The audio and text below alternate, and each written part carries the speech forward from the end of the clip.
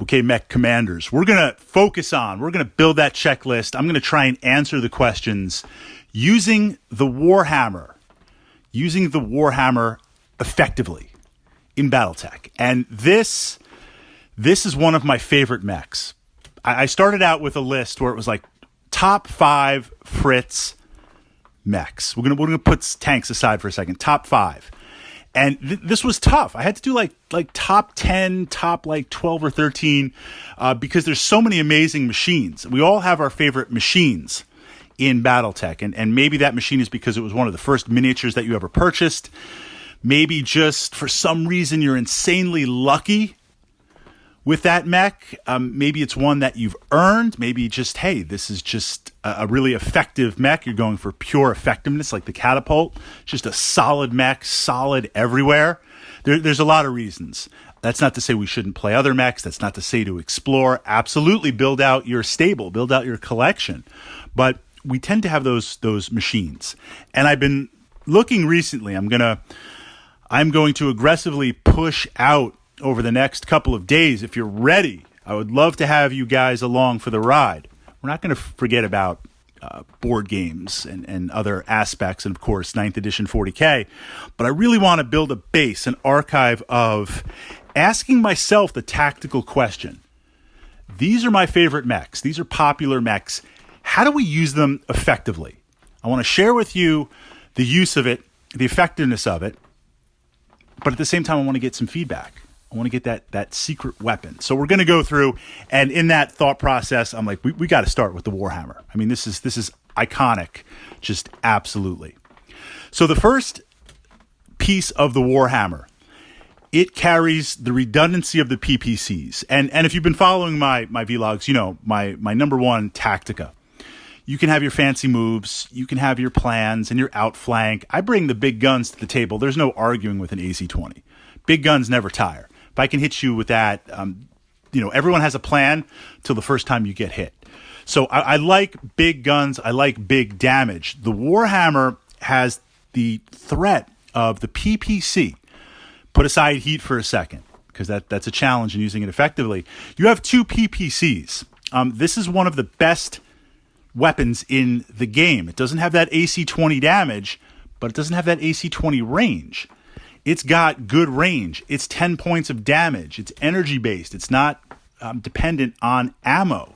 It has 2 of them, so you have the redundancy. You know, 1 PPC, you got a Panther running around 1 PPC, you're like, okay. You got a Warhammer, you got a Marauder, you got 2 PPCs. That's got some bite. You know, that's got some serious threat. So we're going to want to make the focus right away on those 2 PPCs. We're going to want to try to fire them as much as we can. And we're going to want to try and fire them at targets that we can cripple or damage. So the Tactica checklist for that would be, based on what else is around, how far away are other mechs? How far away is the target? If they are a number of turns away, so as soon as you're in range, I'm going to be shooting at you, even if I need 12s. I mean, look, I could get lucky.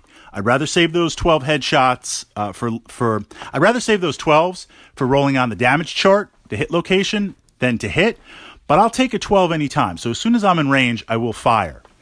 But whether I fire 2 PPCs, build some heat, then wait, fire 2 PPCs, build some heat, and wait, or just fire 1, depends on how fast are you going to close to me. If there's a mech trading shots at similar range, I'll fire 2. I'll push the heat. I'll build the heat. If you're moving in with a lance and the Warhammer is a part of my lance, I'm only going to fire 1. Because in 2 turns, if we lock into range where now the other weapon systems of the Warhammer come into range, then I need to not be pushing heat. I need to keep that heat down. And we need to be consistent with this because the Warhammer is going to build heat. So that's the plan. How often can I fire and how safely can I fire those 2 PPCs? So now we close to what I call at some point danger close.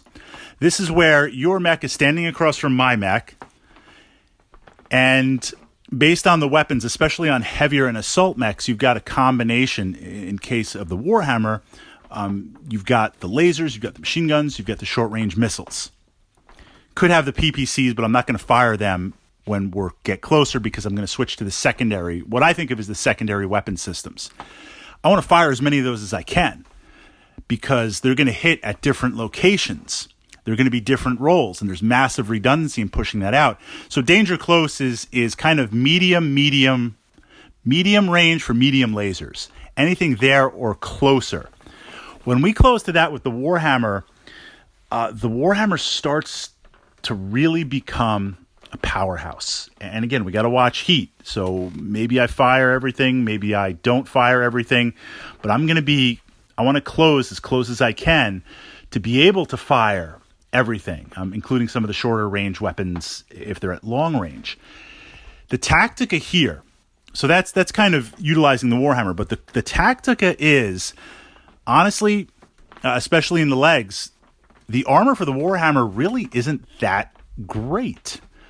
I outrank a light mech. Yeah, I outrank a medium mech. I don't outrank an assault mech. And even on the heavier mechs, I don't necessarily want to go toe-to-toe. Not that I ever do, but there's times you can. I mean, usually I want to try and go 2 or 3 to 1. I have two mechs to your 1 mech as best I can. But if I have to go toe-to-toe, the Warhammer, it's not to say it doesn't have armor, but it doesn't have consistent enough. And you got ammo in there too. You do. So I need to be mindful of that. So what this means is it's not really a blocking type mech where I move up, Battle Master. I move up, plant my 2 feet, and let's go to town.